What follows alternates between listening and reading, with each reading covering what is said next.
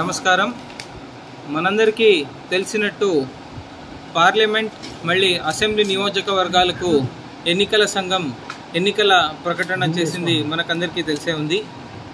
దీంట్లో ఈ నేపథ్యంలో మన కృష్ణా జిల్లా వరకును అన్ని మన రాష్ట్రంలో జరిగేటట్టే రేపటి నుంచి ఎన్నికల నోటీస్ని ఫస్ట్ పబ్లిష్ చేస్తున్నాము.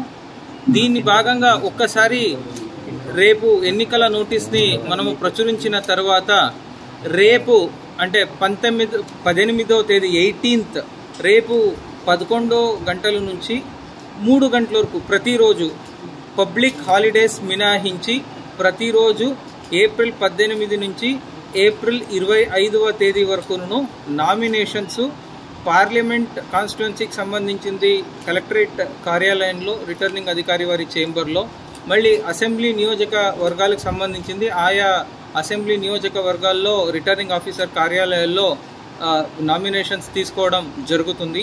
25వ తేదీ మధ్యాహ్నం 3 గంటలకి ఎగ్జాక్ట్ 3 గంటలకి నామినేషన్స్ తీసుకునే ప్రక్రియ ఎండ్ అవుతుంది.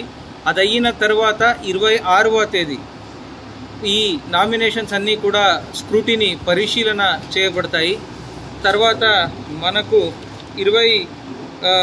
29వ తేదీ విత్డ్రాయల్కి ఎవరైనా నామినేషన్స్ వేసుకొని వాళ్ళు వెనక్కి తీసుకోవాలి అనుకుంటే దానికి నామినేషన్స్ వెనక్కి తీసుకునే దానికి 29వ తేదీ లాస్ట్ డేట్ ఉంటుంది. మనందరికీ తెలిసినట్టు poll 13th May 2024 date of poll ఉంది.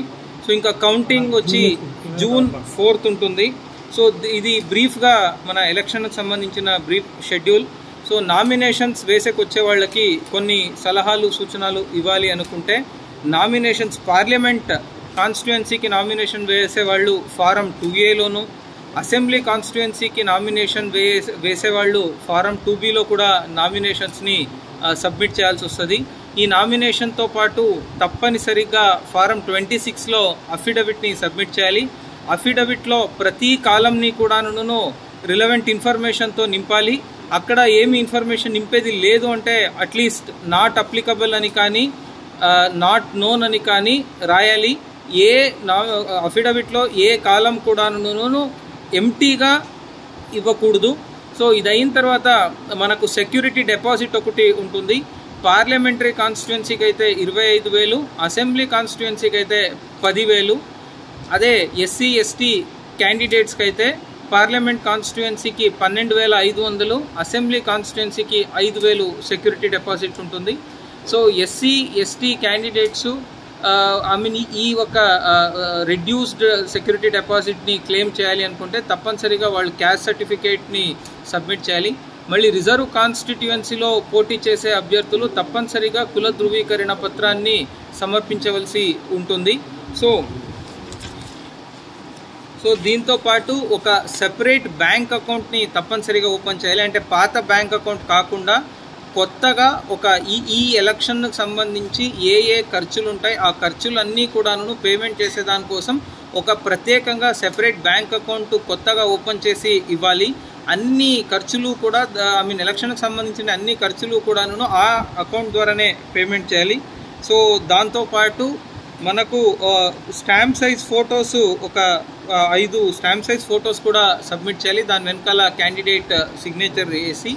సో మళ్ళీ నామినేషన్ వేసేకి వచ్చే క్యాండిడేట్తో కలిపి 1+4 ఓన్లీ 5 మందిని మాత్రమే అనుమతించబడుతుంది.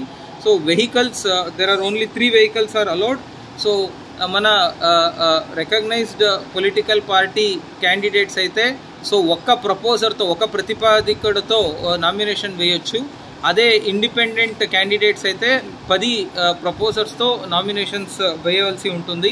సో ఆల్రెడీ ఎన్నికల నియమావళి model code of conduct already అమల్లో ఉంది. దాన్ని అలాగే మేము కట్టుదిట్టుగా కంటిన్యూ చేస్తాము. సో ఈ సజావుగా ఈసారి 13వ మే పోల్ ఏం ఉంది అది సజావుగా జరిగేదానికి అవసరం ఉన్న ప్రతి ఒక్క చర్యని కూడా తీసుకుంటున్నాము.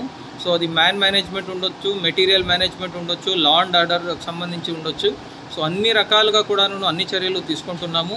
సో ప్రతి ఒక్కరికి కూడాను ఈరోజు మనమేమి ప్రజాస్వామ్య పండగ ఏముంది, ఈ ఎలక్షన్స్ని ఎన్నికల సంఘం మార్గదర్శకాల మేరకు so free and fair elections నిష్పక్షపాతంగా జరిపేదానికి అన్ని చర్యలు తీసుకుంటున్నాం.